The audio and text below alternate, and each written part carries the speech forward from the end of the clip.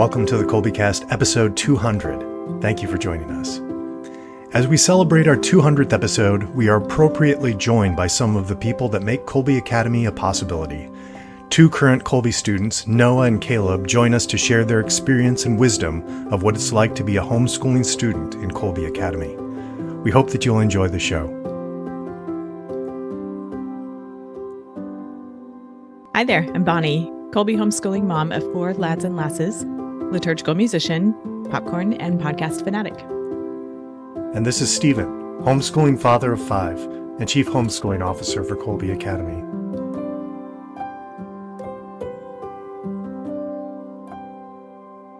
Stephen, how's your week going?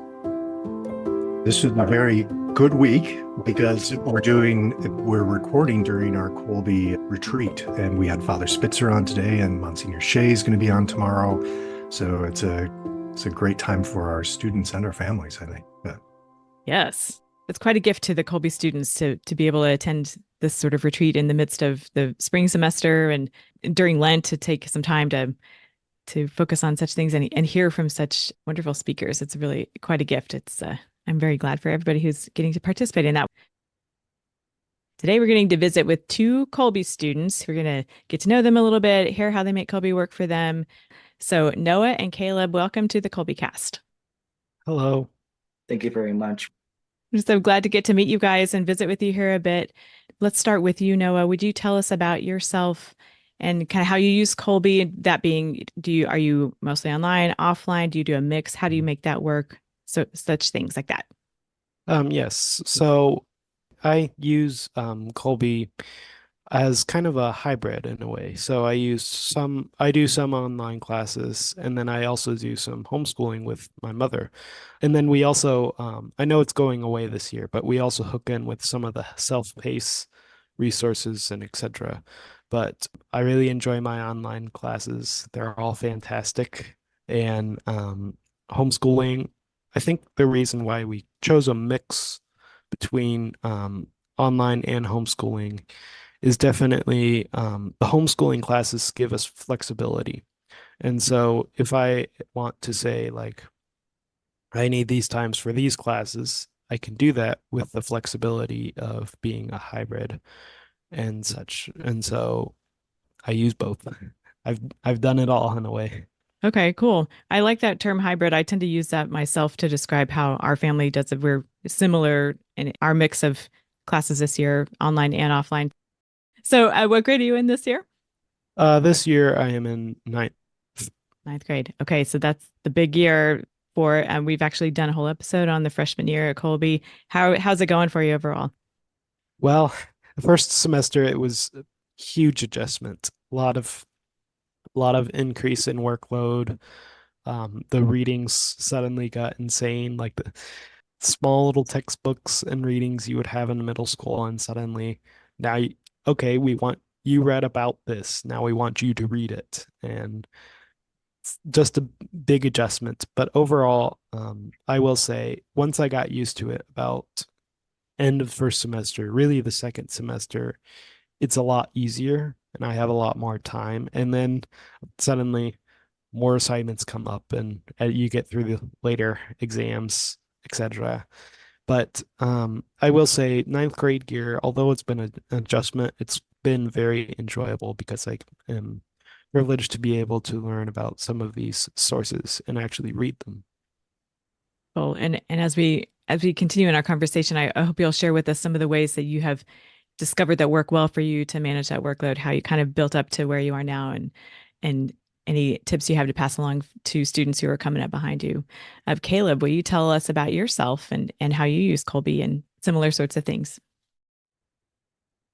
Okay, so I'm in Southern California currently, and we used to work with a kind of online-ish school where we'd have a kind of principal that was online, but we never actually saw her. We did homework daily, the same stuff every day. We would work through textbooks, but the parents had to grade everything, and eventually that got to the point where it was really wearing them down. So we had to find something else that would work for us, and we would prefer not to go to public school because it's kind of a mess sometimes. So we decided to try for online, and we found Kolbe Academy, and we decided to try them for a year and haven't looked back since.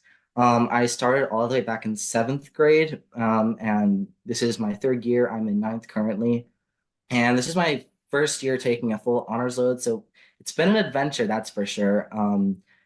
Readings got heavier, like Noah said, and assignments piled up a lot. We've been writing a lot more papers and a lot more detail than usually. Like last year, eighth grade compared to this year, ninth grade in papers, it's much heavier workload. And we have a lot of, especially in English, a lot of meticulous editing, but it all pays off in the end with really good assignments. So it's been good that way. It's very satisfying for me when I finish a paper or a project and I can finally say I made that and it actually looks pretty good. So yeah, for me, I'm full-time online, Colby. I haven't taken any other courses yet other than online, but next year I will be returning to Colby and I'll be taking my first asynchronous self-paced course because I discovered that um, it wouldn't really work for my schedule if I took full online classes, so I had to kind of work around that. But I'm hoping this self-paced course allows for a little bit more schedule flexibility because I know that especially this year with all the honors load that um, it piled a lot of homework to the point where it almost kind of crammed up my normal outside life.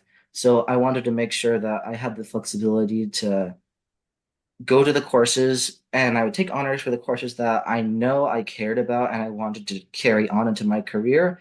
For the courses I wanted the core skills and not so much the honors, that I would just go back to the normal for that. And so far that's worked out for my schedule for the next year. So that's what I plan on doing moving forward. But so far for this year, I'm pretty much full honors, which has been very fun, especially in biology. It's probably my favorite subject. And Mr. Toxi's just the greatest teacher. So that's been a really fun class for me. So yeah, that's pretty much my Kolbe background. All right, very cool. We're big fans of Mrs. Hoxie here. She's been on the Kolbecast a number of times, and we're big fans. Anytime we get to visit with her or hear about her, we're eager to do that. So you mentioned, both of you guys have mentioned the self-paced asynchronous courses. We did a recent episode on the new asynchronous courses, which are building upon the self-paced courses that you mentioned, Noah. So we'll link that episode in our show notes for people who are curious about that. You guys know each other, don't you? Yes, actually. So last year was my first year, And it eighth was my grade. second year. Yes. And so I was in homeroom, IPC, and religion. And all three of those classes, we were in the same class, same section. So we got to know each other through that, but especially through homeroom, I would say. And eventually we figured out that I was actually going like an hour south of Caleb, um, because my dad was going on a business trip. So our parents made an effort and we actually managed to meet in person at the San Diego Zoo, and we have been friends ever since. So It was a big experience meeting a Colbean in person for the first time, especially at a place that a lot of people, younger people like us, really enjoy, like the zoo. It's so captivating to see humans taking care of animals, whether they be common or whether they be rare, in a natural habitat that you can just view and just be awed by their incredible capabilities that God gave them, and all that fun sciencey stuff, which is probably my favorite subject and is a big one for Noah too. So it was really exciting to meet that way. Um, and yeah, it's been a really fun time ever since. We now have direct contact to each other, which has been really nice throughout the year. We kind of catch up with each other sometimes. Yeah, it's been a blast ever since. That's great. Y'all live nowhere near each other day to day, but that's yes. great that you were able to make a connection and meet in person. That sounds like a banner day. The San Diego Zoo meeting one of your schoolmates. That's great. Love that. And so your parents probably, so a lot of folks tend to ask how they can meet other Kolbe families. So I'll just throw this in here as an aside. The parents can make contact with each other through a variety of ways, and we'll link in our show notes the current way that's done so that they can make contact according to their wishes and then get their students in contact with each other. Yeah, the connections that you're just like reminding me of things. Like we live in Arkansas now. We were fleeing California, but one of the reasons we're here is from another homeschooling family that we got to know through some various, homeschooling related things. And so then we decided, well, look, we work remotely, we can live wherever. Let's move to Arkansas. So those sorts of connections that just you don't think though across the country or long distance away, and somehow you're going to connect. But that's very nice. Yes. Oh, it's neat with Kolbe. It gives us the opportunity to meet folks far and wide. And yeah. So guys, tell me what a typical school day looks like for you. We'll start with Caleb this time. You being all online, what does a typical school day look for you? So it can be quite packed, but generally, starting Monday, it's 2 class, 3 class, 1 class, 3 classes. Monday, I may have biology lab depending on the day because it's biweekly, so it's not always that day. But I also have an English class, like right before my lunchtime. So that's when English class starts for me. Then the day after that, I've got biology, and that happens every Tuesday and Thursday. Um, Geometry also happens every Tuesday. Thursday comes after that. And then ancient Greek history happens only on Tuesday, right after geometry class. Then Wednesday, I've only got homeroom, which is actually kind of really nice because it's an easy class and I've got plenty of time to catch up on any homework that I may be kind of falling behind on or that I got to get done before the day. And I got a lot of time to do it now because it's all morning classes for me. Starts at 8:20-ish, ends at 1 o'clock-ish usually. And depending on the day, like at least 2 out of 4, I usually don't have a lot of time between those classes to do homework, especially on Wednesdays and sometimes Mondays. I get a lot of time to catch up on that, so that's real nice. And then finally on Thursday, I also have biology and geometry, and finally theology. Okay. So on those days when you have those back-to-back classes, that's kind of a long haul. Do you get up and kind of stretch your legs a little bit, get a drink of water, or do you pretty much just power through?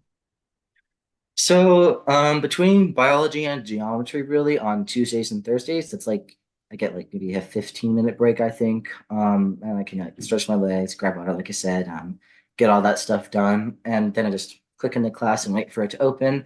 But after the classes that come after geometry on Tuesday and Thursday, they're right back to back, so they start as soon as class ends.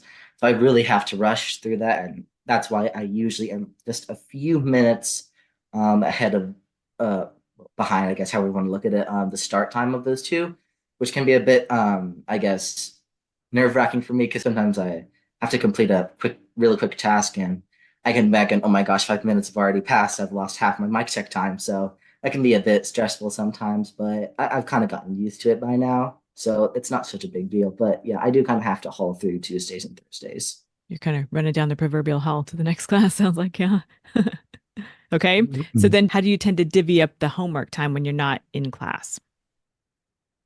So it's a really big balancing act for me. It especially depends on the kind of assignment and how much there is due on a single day. So I often find myself working actually really heavily on the weekends because I often have a lot of homework due Monday, whether that be for like English often has a lot due. And like I said, we're getting into the nitty-gritty of editing, so it can especially take a long time for English. So I have to have a large amount of time set aside to do that. And then sometimes geometry assignments do get pushed to that day, which can sometimes you get a little higher on that. So I have to make time for that. So Wednesdays and Mondays, I also get a chance to kind of catch up. It's kind of like my balancing day where I can complete 1 or 2 assignments and then I find the rest of my schedule is pretty balanced. So it's a pretty simple as far as homework days go. Um, Tuesdays and Thursdays, I have to work out a few kinks in those. Those are kind of a regular. Wednesdays usually is a big theology day for me because theology happens the day after that. So I do my reading, I do my quizzes, all that stuff. But it's really the weekends that really are the heaviest for me. And sometimes if I have a big project like a power presentation for biology, I've done that before, and I have to do a lot of that over the weekend because it's all due Tuesday and Monday's too busy for me to do that. So if things pile up like that, I got to make sure I have plenty of time. So weekends kind of get pretty crammed. But I just kind of get through it because it's a really big balancing act where really every day is kind of busy. Takes probably spend at least 3 hours a day on homework, most likely at the very minimum, but usually can get bigger than that if I've got the normal schedule worked out. And then especially like when I got sick and couldn't use my voice anymore, I had a test and two papers due in like 3 days. So that was especially really bad for me because not only did I lose my voice, but I felt really lousy. I wanted to sleep. I wanted nothing to do with the homework. So I've just been thinking ever since then, what if I had not started the day before I got sick, just a little bit on my history paper, I would have been doomed if I hadn't done it. But I got it all done. I got a biology, my history paper, my biology lab, and my geometry test. I got it all done by then, like right at in the night. And so yeah, that can sometimes cram up if I feel particularly bad and I don't feel like I my brain can take anymore. But it's really a balancing act of homework, what I've got, and how I feel personally about doing it. And then I set aside the correct time for that. So yeah, it's wild, but I've gotten through it.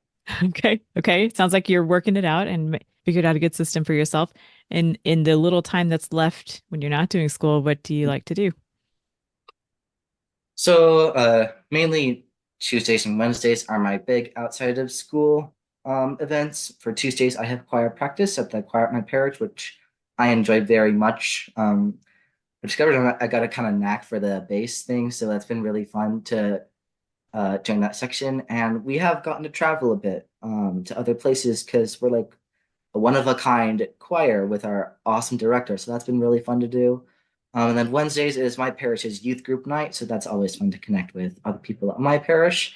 And it's just an especially really fun time because there's so many things to do. Sometimes there's activities, sometimes there's talk, sometimes you got birthday celebrations or game nights. It's a really fun time for me to connect with people. It's kind of like class, but you get it in like the real life, so you can see people face to face, which is a good thing about in-person contact. So those are my really two big things outside of school. But if I'm kind of like stuck in the house, then I'll just read, maybe play a few video games if I have time, because more often than not, I have to do homework instead of that. Um, and then I've also recently gotten into the aquarium trade, and I plan on setting up my first tank pretty soon. So I do a lot of research on what's the best thing for that. So that's been especially a new hobby of mine. So that's pretty much my outside life. And that all sounds fantastic. Okay, Noah, let's hear about your hybrid school days. What do those look like and how do you make that work? Well, in the mornings, I get up. I typically give myself about an hour to get ready in the morning and etc. Have breakfast. And then basically from around 7 a.m. or so to, I give myself till 10, although it usually only takes till 9. I do math and such, and that's every single day. So math is getting longer, so I'm kind of glad I give myself till 10. But I will say that I enjoy it and it works for my schedule, specifically because I'm a morning person, especially with some of the harder subjects like math, science, and some of the humanities. After math, it's spent doing homework before online classes. If there's no online classes, it's still doing homework. But on Mondays, there's only one class, and that, like Caleb said, we're in the same lab section this year. And then Tuesdays, I have honors biology. After that, I have Latin 1. After I've done any classes, I take a break, because I would say the most important part of this school year, take a break, take breaks, step away from the computer, get outside, because your brain is processing so much information. It can't process it all at once. Once I take a break, and it depends on how long it is, I do more school, and then I take another break, have dinner, etc. Come back up about 7 p.m. and then work, and then see how much I need to get done that night. I really found what helps is using a planner. Using a planner really helps, and I would highly recommend it, because that allows me to, okay, I might not need to do this all in one day, so I can do it tomorrow. That helps me and gives me the flexibility to see that on paper. Wednesday is homework day. Do everything related to homework and such. The only class I have that day is the same homeroom as Caleb. Um, on Thursday's my big day. I have classes from 11 till 4. So basically in the morning, math, of course.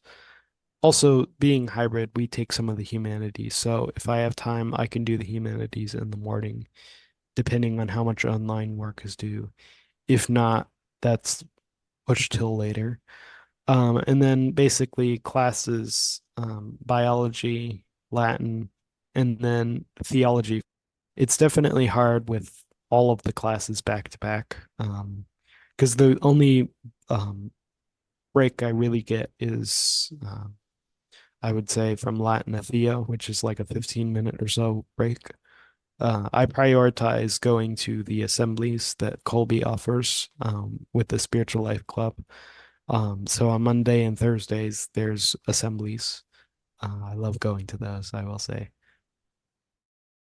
Your schedules are making me think of watching my kids grab a plate of food as they head up to their blocks of classes. It's like we're going to be up there for a couple hours or several Yes. hours. Let's just take snacks. Yeah.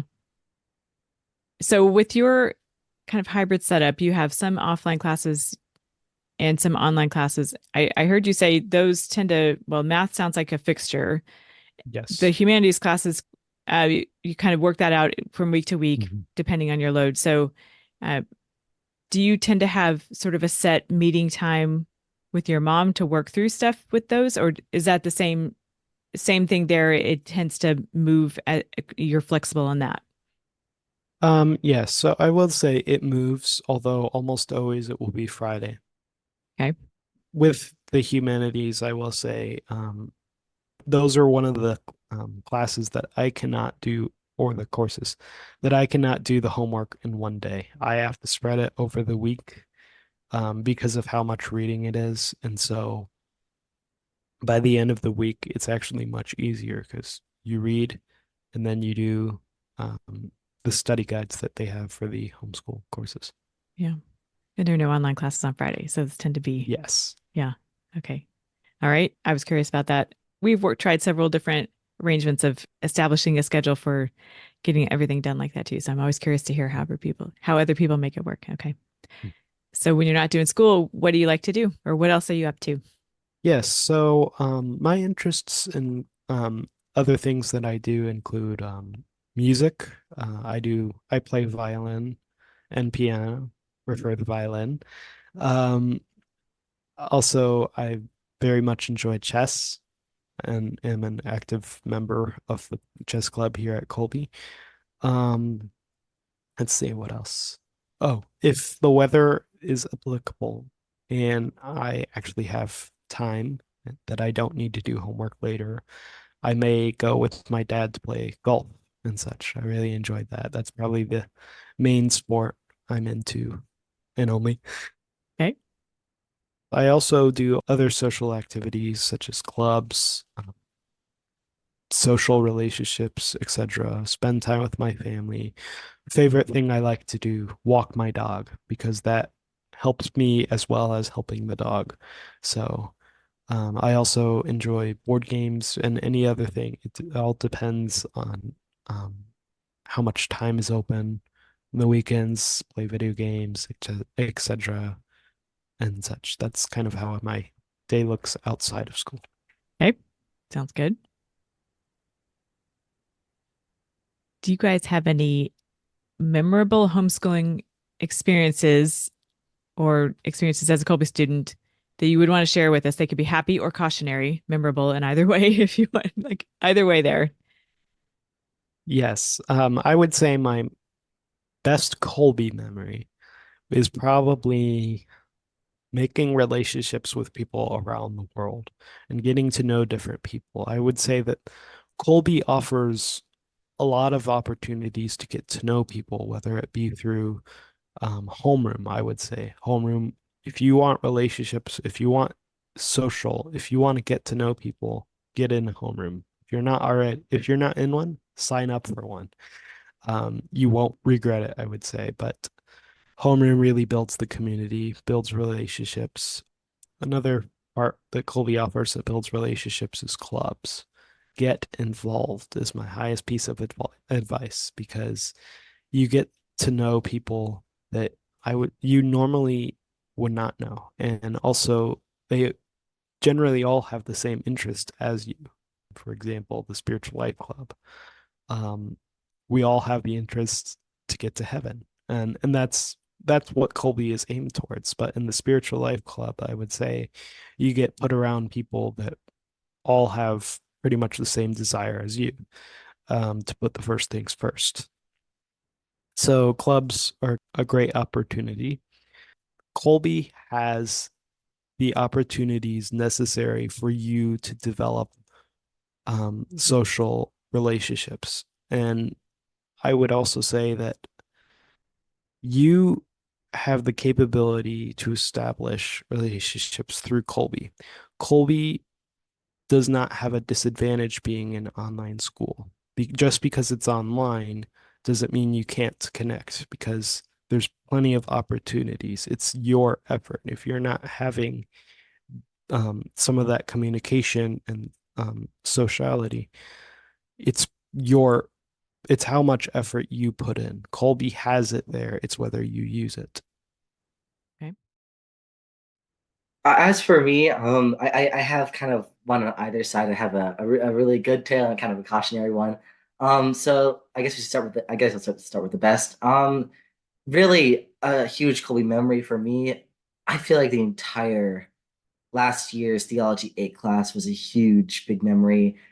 Yeah, I was with Mr. Castor. Me and Noah were both in it. There was a lot of people in there that were really into the faith, and more importantly, we love to chat about it. So it was a very active class. We would get on webcam like pretty much the entire time, and more often than not, every question someone like or maybe three someones would get on mic. And it was just a really fun time because sometimes we would even talk student to student, which sometimes doesn't happen a lot in class. It's often student to teacher, but student to student conversation on mic can be really helpful and meaningful, especially in theology context. So that really helped us advance. Maybe not so much in class time as in theology and understanding, because often we look at the time and go, "Oh, next slide, next slide." We'd sometimes stay in like a single slide for half an hour because we talked so much about that subject and all the subtopics to it. But it was just a blast, especially if we had time at the end of class. We would get into what we call the octagon, where one side would play the church and the other side plays devil's advocate, and we'll debate a bunch of things like heresy or church doctrine, things like that. And it was just such a meaningful experience to debate, talk about, and learn about theology in that way. So if anyone's got the chance, anyone out there listening, I highly recommend you try to get Mr. Cassier, because he's just the greatest guy, especially in theology. You won't regret joining his classes. So that's my happy tale, I guess. My cautionary tale. This goes way back to seventh grade. Here's the thing. History 7 would not work in my schedule for that year. So what ended up happening was I took History 8 that year, and then History 7 in my 8th grade, which that was interesting to say the least. But my very first writing assignment in History 8, when I was still in 7th grade, and I had no idea what was coming for me. So I just wrote like I had handwriting, and I handwrote a few paragraphs, terrible title, no MLA whatsoever. And I turned that in. I think it was like an A minor or something because I was new, so my teacher gave me a little bit of grace. But it was from then that I learned that you don't write, you use type, you use Word for this. And that's when I got into MLA and stuff, and that's when I really became, oh, okay, this it's not like my old school. This is really some detailed, serious stuff. So I don't know. That's when I really learned how I should use Word and stuff and how I write. But anyway, because of that one experience, really, that'll kind of turn out really bad and kind of embarrassing now that I look back on it. Um, it really helped me out with recognizing what was the what my personal writing style was. What was the best way to put that into word? And I got very much so better in Word in the following months. So that was it was a bad thing to start with, but it did have benefits for me in the end. So that's my cautionary tale.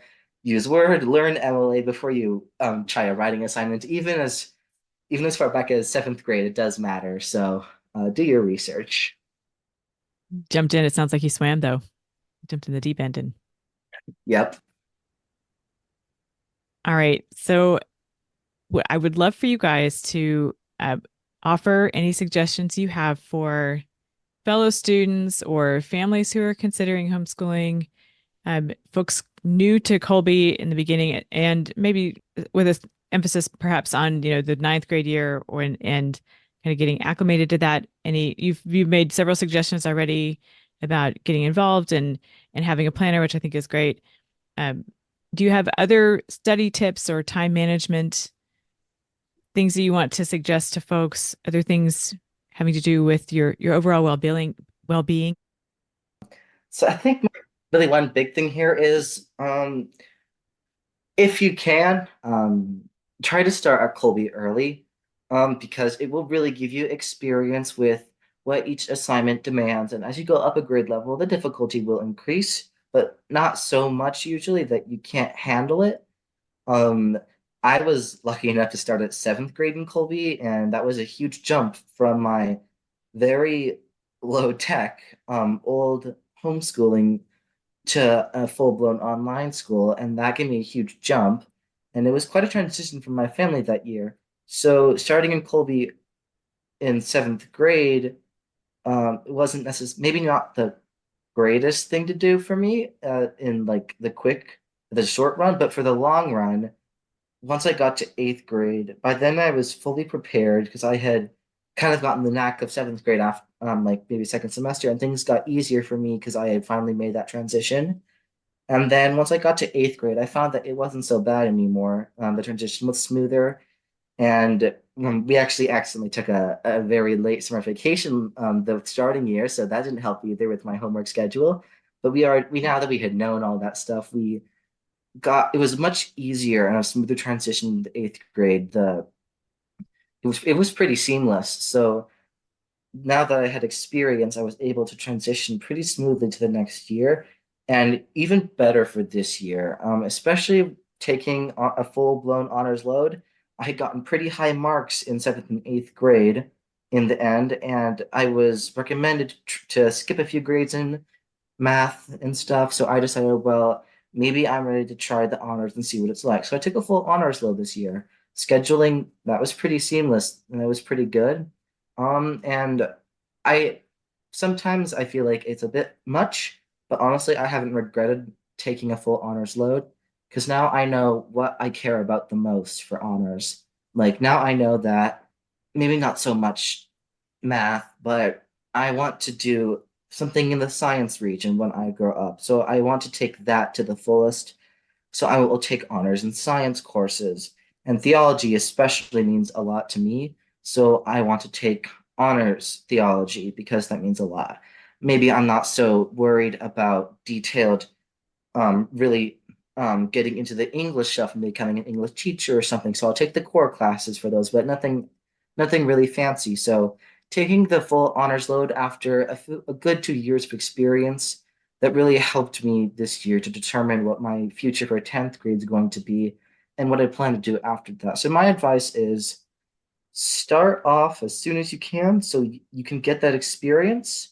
And that will really help, especially if you want to get to your higher levels of like honors, AP, dual classes. It really helps to have experience before that of making that jump. And that really especially helped me. And now I know what I can do the next year. So the kind of 2 year experience thing, I jumped to honors, and now I know what I want to do for honors and for quarters. So that really helps out. So make a schedule where you start off small, work your way up, and then decide from that point what you're going to do, if you're going to go with core or with honor, depending on what you think your future life will be. So that's what happened with me, and I think it's a pretty decent way to figure out your future grades. Sounds like you took a really active role in making a plan for your future high school years. That's great. Do you also use a planner, or do you use like an online to keep track of it in Schoology? How do you kind of keep track of all your what you have going on? It's kind of in my head. I Hey, know that's the main thing. I don't. The first time I gotta be honest, the first time I looked at my planner in seventh grade and I wrote down my first schedule, and I'm like, no, because I didn't feel like I would actually have time to write anything down in a planner. I would probably forget about it if I did, or I would just waste time that I thought I could be doing more productive things like homework or reviewing some lessons. So I often don't use planners. What I often do is I look at the Schoology page, I double check all my course pages to make sure that I have every assignment, because I know that sometimes the main Schoology page can forget a few things that your course actually wants you to do at this point. So I double check all that stuff in the actual course pages so I don't miss anything. And from there on, I kind of plan, okay, this is happening this day. So that means this day I'll do XYZ homework assignments, or I'll listen to this recording, or I'll just review this lesson in preparation for this test, or I'll get ready for this paper, or I'll start a head start on this project because I know it's going to take a while. So it's kind of a figuring out my week. Once I come to the beginning of the week, I look at whatever I can for the next few days, and then I plan accordingly.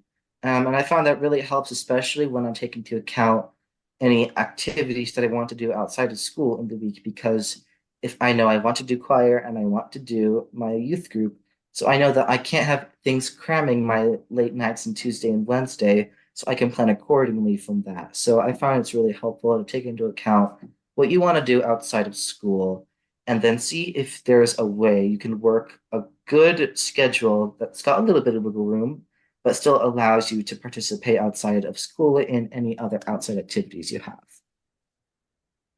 I really like the advice of getting in early and adjusting. I'm a public school product myself from a long time ago, but if you look at what you're doing here at Kolbe, it's much more like a college experience. So like a typical brick and mortar public high school, you're going to spend 8 hours a day or whatever there, but it's going to be very regimented. You're going to do the same things every day. But you get into Kolbe and it's like the class time is much smaller, even though it's still significant.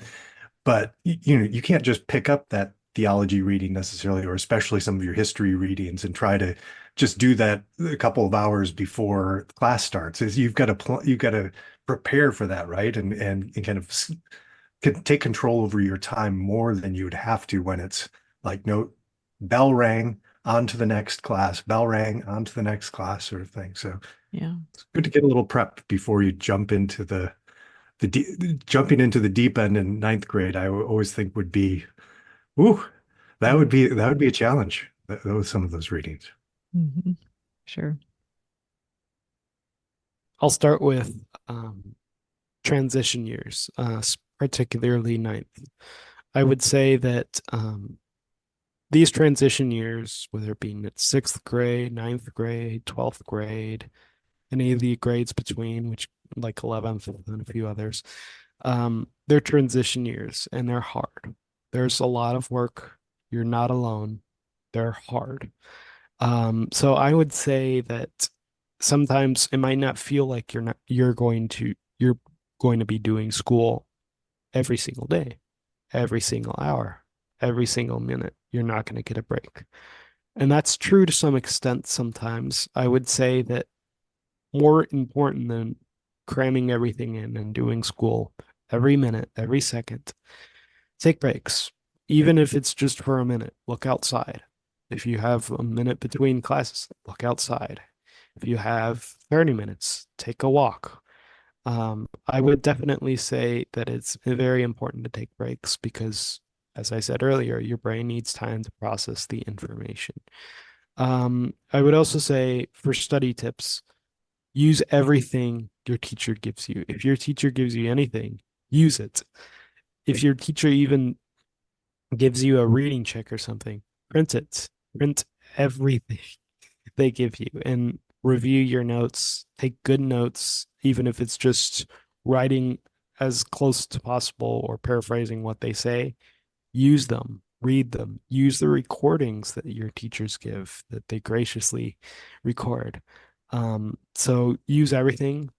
Finally, don't cram into your studying. It's the biggest don't in studying, because if you have an hour and you cram all of your studying that you could possibly do, and you spend every second of that hour studying, you might as well have not studied, because your brain, the purpose of studying is to recall.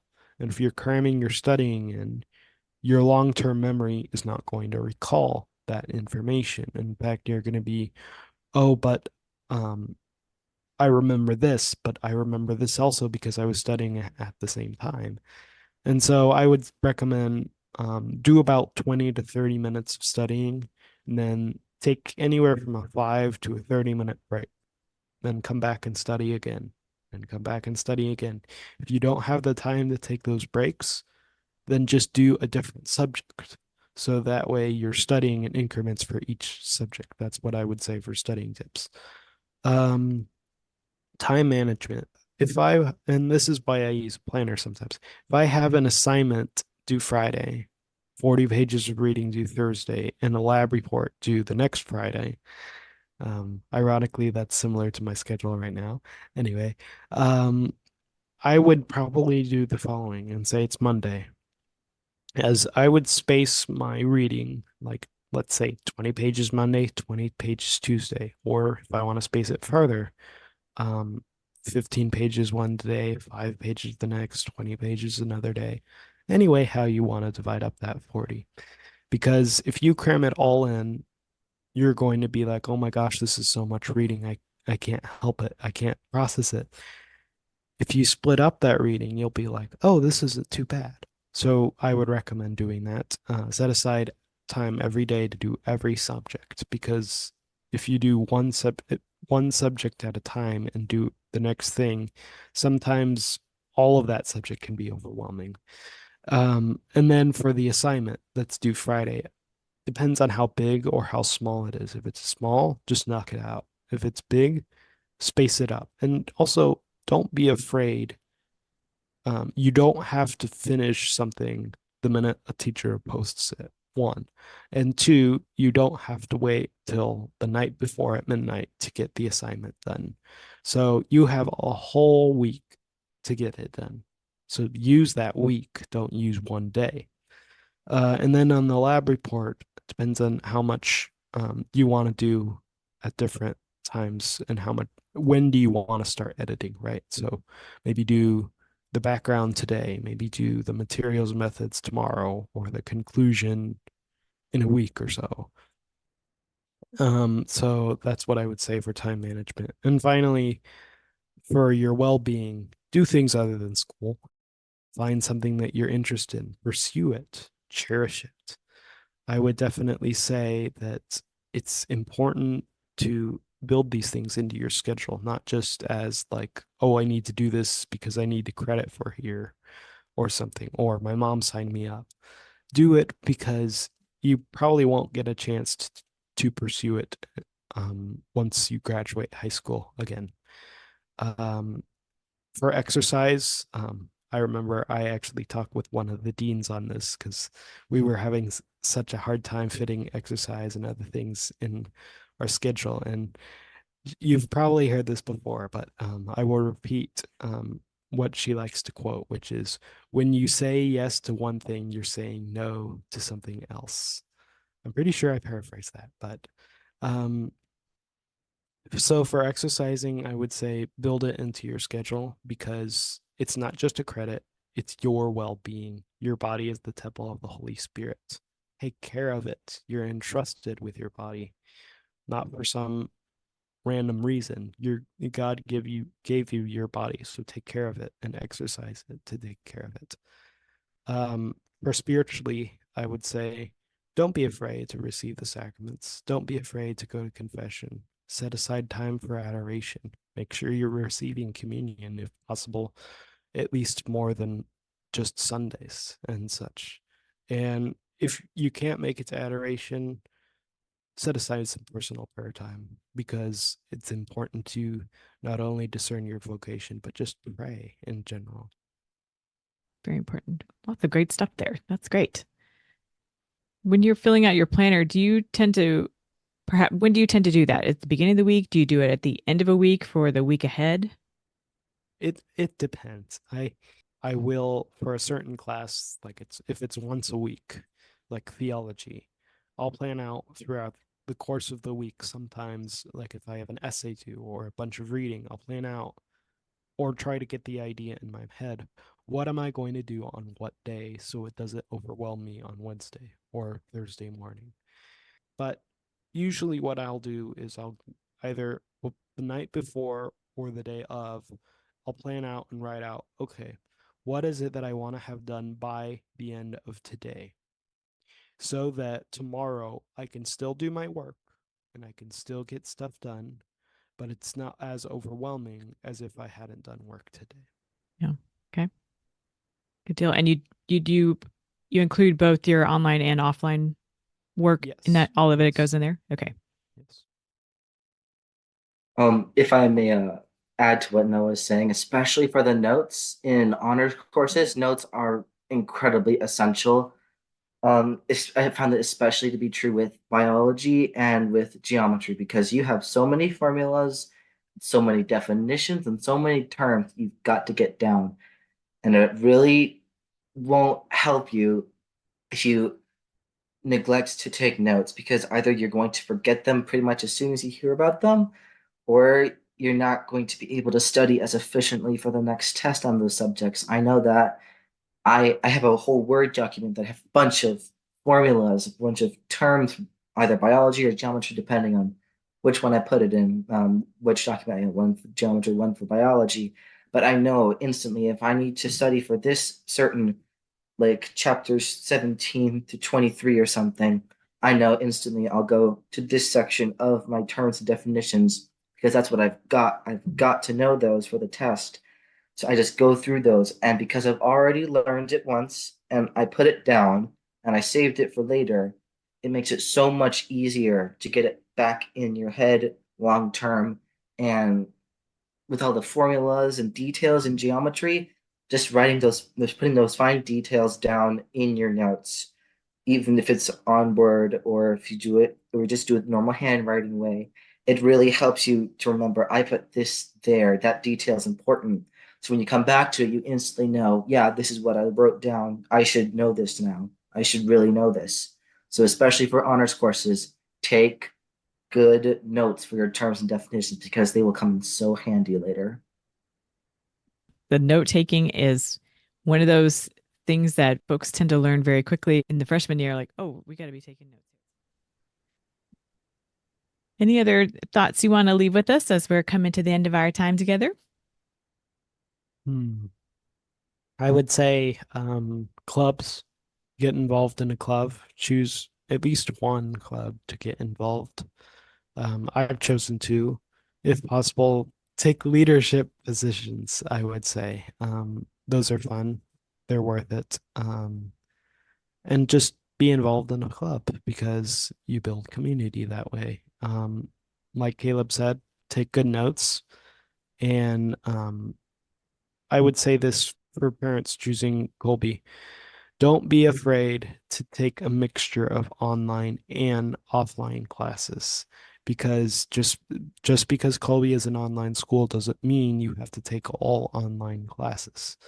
You can take a mixture of both online and asynchronous because as a parent, sometimes you want to have these courses under your jurisdiction so that you can make your decisions.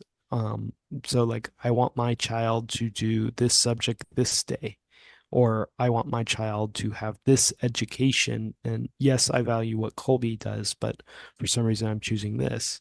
You can do that. Kolbe is flexible. And so I would say don't be afraid to take both online and offline in courses of your own. I mean, if Kolbe has it as a credit on the graduation, even if it's not what Kolbe offers, do it if that's what's best for you. I've got, I think, two things to add in. If you're so like for a project or a paper, especially when you're looking for your sources and stuff, if you've got good sources, go all out. if you do it right, if you take the right MLA steps in all your work, if you find sources that are credible and have tons of info on your subject, and if this really pertains and helps support what you're trying to make, go all out. Do it. It's going to make you feel really good about yourself when you finish it. I promise you, you are going to feel incredible once you look at that PowerPoint or you read that paper, or you look at that A plus 100% test grade, and you say, I went all out on that. That makes me feel really good. You're going to do that every time if you go all out. And then finally, theology. It's not everybody's subject, but there are parts to it that can really get people interested. I know what got me interested in theology was looking at miracles. They're things that seem impossible to us humans. We can't comprehend them in our brain because it's incomprehensible what God does sometimes. So look for Marian apparitions or Eucharistic miracles. Find ones that are good and credible. Get interested in those. If you get interested in something that God does that is completely impossible in the real world, I often find when I get interested about that, I get so much more passionate about diving deeper into theology. For instance, all the Eucharistic miracles on that website that Carlo Acutis made, I've looked through pretty much all of those, and they got me really deep into the sacrament of the Eucharist, all the Marian apparitions. It made me have a huge, huge amount of respect for Our Lady. So get into all the details that some people sometimes miss. Find those details because they may seem small, but they can mean a lot to a person who's looking for something that's meaningful, especially to them. Like a person who finds a saint has a certain patronage that pertains to their work, or some disability they have, or some talent that they have. Finding a saint that is a patron of that's especially meaningful to that person, because it means that someone went through what they went through, and that God can care about and make a person that has those special abilities or even disabilities, they can make those people saints. So that's important to that person too. So get into all those little details of the saints, Mary, the Eucharist, all those miracles that you find, and you'll find yourself getting really, really into the whole topic of theology. You'll be willing to argue and fight for that in apologetics, especially if you get into all that stuff. You'll be able to use it. So do it, because it's going to make you feel like you're in the right place with your religion. Yeah, it's fascinating. All that is really fascinating, draws you in. It's neat to get to visit with you guys being friends, and hear about your friendship, and also to hear about the different ways that you are making Kolbe work for you with your Noah with your hybrid, and Caleb with your online. And I'm glad we got to spend some time talking about the offline to balance out. Sometimes we spend a lot of time talking about the online side, but there's a whole richness to the offline side as well that we are happy to hear more about, and how folks are making that work. We were going to have some links in our show notes to some Kolbecast episodes that are relevant to our conversation today.